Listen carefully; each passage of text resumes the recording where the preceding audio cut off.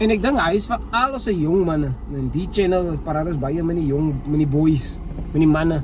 Daai is waar 'n trip waar ons in val. En yes, ek voel baie van die boys, ons like karre. Like, ek begin nou eers karre te like. Ek skit maar nog steeds met ou Yaris.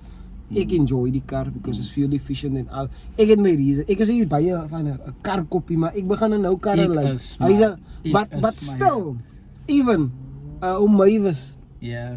Hy doen van Mavis hoe lank al. En hy was en is miskien in 'n posisie waar hy gesê nee, ek kan miskien nou vir my, hoe sê die manne, 'n nuwe dingetjie uittree. 'n nuwe dingetjie uittree. En again, dit hang van jou financial position af. As manne wat miskien nog by hulle maans bly wat hy dink kan afford. Maar hy's van ons wat by ons eie plekke bly, wat nou 'n trouery maak, wat engagement maak, wat serieus goed aanpak. Wat nie nou het hy 'n huis, my bro. Hy nou 'n huis wat hy moet betaal.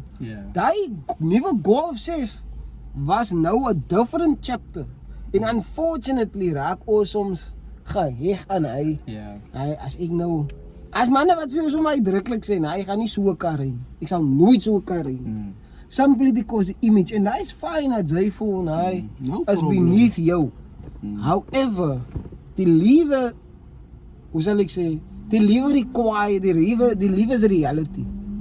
Die moment hy begin 'n bills het, die moment jou naam by the city that works for you staan, the city that works for you. Dan weet jy it's real.